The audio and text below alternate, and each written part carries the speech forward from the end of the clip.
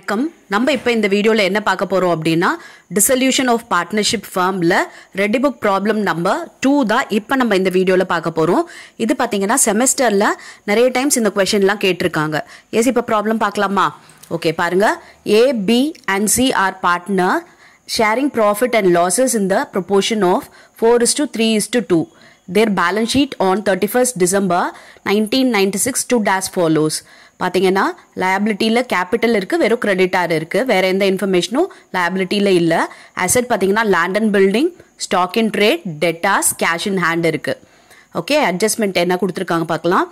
They agree to dissolve partnership as from 31 December 1996. Okay, இந்த டேட்லேருந்து dissolve பண்ண ஆரம்பிக்கிறாங்க, அக்ரி பண்ணியிருக்காங்க. A agrees to take over the stock at a valuation of 1,500 and the debtors at a valuation of rupees 700. No cash passes. The land and building are sold at auction for rupees 2,700. Close the books of the firm. பாருங்க, இந்த problem பொறுத்த வரைக்கும் நமக்கு வந்து ரெண்டு asset, அதாவது ஸ்டாக்கையும் டெட்டாஸையும் பார்ட்னரே எடுத்துக்கிறாரு, ஏன்றவர் எடுத்துக்கிறாரு. And land and பில்டிங்கை வந்து ஆக்ஷனில் சேல் பண்ணிட்டாங்க 2,700க்கு. அண்ட் இங்கே இருக்க கிரெடிட்டாரை பற்றி எந்த ஒரு இன்ஃபர்மேஷனும் இல்லை. ஓகே, அப்போ நம்ம கிரெடிட்டாருக்கு டிஸ்சார்ஜ் பண்ணிட்டாங்க அப்படின்னு சொல்லிட்டு நம்ம அசியூம் பண்ணிக்க வேண்டியது தான். ஓகே, எஸ், எந்த பார்ட்னரும் எடுத்துக்கல, செட்டில் பண்ணியிருக்காங்க கிரெடிட்டாஸை அப்படின்னு சொல்லிட்டு நம்ம அசியூம் பண்ணிக்கலாம். அண்ட் அதே சேம் ப்ரைஸ்க்கு, பிகாஸ் 3,500 இருக்கு இல்லையா, அந்த வேல்யூ எதுவும் சேஞ்ச் ஆகாமல் நம்ம அதே 3,500 செட்டில் பண்ணிட்டாங்க அப்படின்ட்டு நம்ம அசியூம் பண்ணியிருக்கோம். ஏன்னா இங்கே கிரெடிட்டார் பற்றி எந்த ஒரு இன்ஃபர்மேஷனும் இல்லை. எஸ், இப்போ ஜேர்னல் போடலாமா?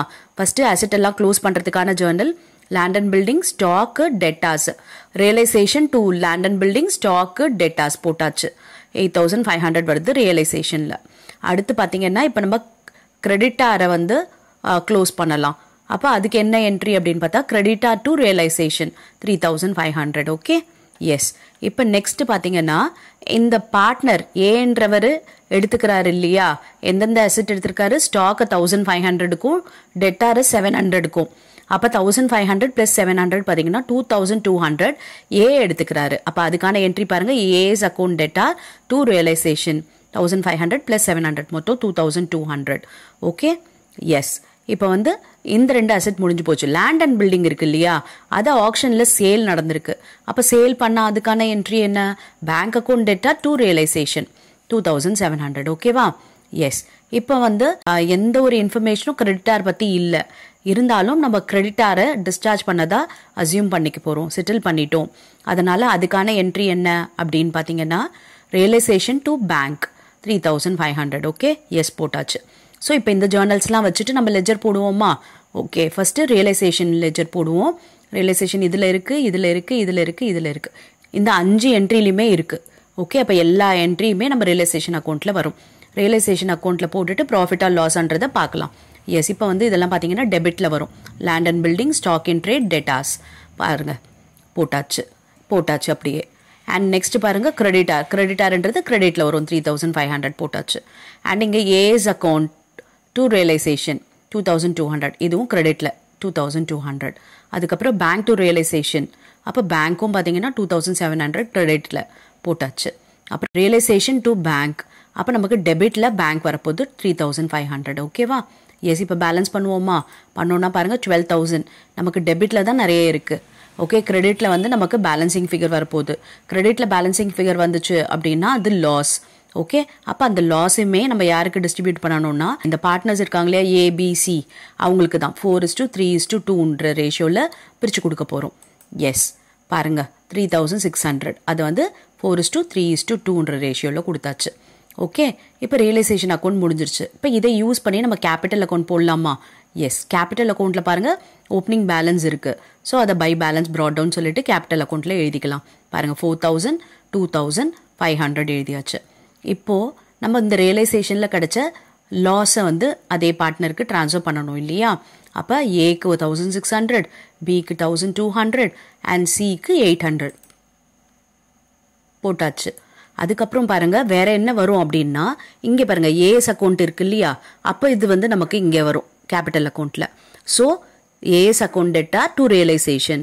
அப்போ டு ரியலைசேஷன்றது டெபிட்டில் நம்ம 2200 வெறும் ஏக்கு மட்டும்தான் போடணும்.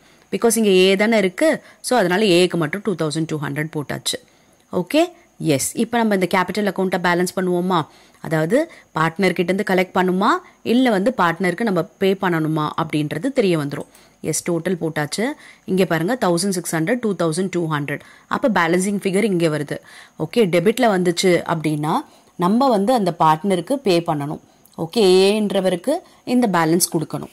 அண்ட் கிரெடிட்டில் வந்துச்சு அப்படின்னா அவங்க கிட்டேருந்து நம்ம கலெக்ட் பண்ணணும் அப்படின்னு அர்த்தம்.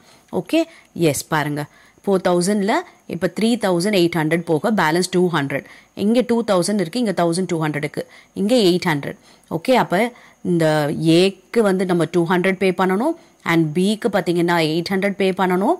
அண்ட் சிக்கு பார்த்தீங்கன்னா 300 நம்ம வந்து சி கிட்டேருந்து கலெக்ட் பண்ணணும். Okay, yes.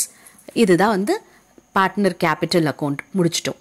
இப்போ நெக்ஸ்ட் என்ன போட போகிறோம்? இந்த கேபிட்டல் அக்கௌண்ட்டை பேஸாக வச்சு நம்ம வந்து பேங்க் அக்கௌண்ட் ப்ரிப்பேர் பண்ணிடலாம்.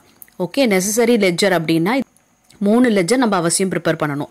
ரியலைசேஷன், கேபிட்டல் அக்கௌண்ட், அப்புறம் bank account. Okay, bank account எப்பொழுதுமே பார்த்தீங்கன்னா டேலி ஆகிடும். எஸ், அதை வச்சு நம்ம கன்ஃபார்ம் பண்ணிக்கலாம் நம்ம சரியாக தான் ப்ராப்ளம் ஒர்க் அவுட் பண்ணியிருக்கோம் அப்படின்னு சொல்லிட்டு.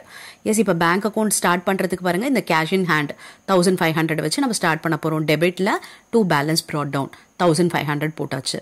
அதுக்கப்புறம் இங்கே என்ட்ரியில் எங்கெங்கெல்லாம் பேங்க் வருதோ அதெல்லாம் நமக்கு வந்து இங்கே போட வேண்டியது இருக்கும்.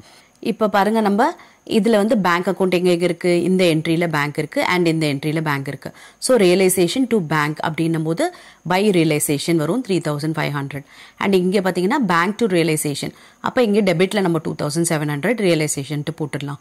இது மட்டும் இல்லாமல் இப்போ இந்த கேபிட்டல் அக்கௌண்ட்டில் இருக்கு இல்லையா, இங்கே பேங்க்னு சொல்லிட்டு 200 800 இது வந்து நம்ம அங்கே கிரெடிட்டில் எழுத போகிறோம். ஓகே, ஏலையும் அண்ட் பிலையும் பார்த்தீங்கன்னா 800. ஏல 200 எழுதியாச்சு, பியில் 800 எழுதியாச்சு.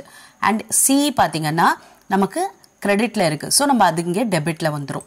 ஓகே, பாருங்கள் 300 போட்டாச்சு. இப்போ நீங்கள் பேலன்ஸ் பண்ணி பாருங்கள். இது 1500 + 2700 + 300. ஓகே, எவ்வளோ வருது? 4500. இங்கே பாருங்கள் 3500 200 + 800 இதை ஆட் பண்ணாலும் 4500. டேலி ஆயிடுச்சா? ஈஸியாக இருந்ததா ப்ராப்ளம்? எஸ், இந்த ப்ராப்ளம் நிறைய வாட்டி வந்து செமஸ்டரில் கேட்டிருந்தாங்க. அதுக்காக தான் இந்த ப்ராப்ளம் ஒர்க் அவுட் பண்ணியிருக்கேன்.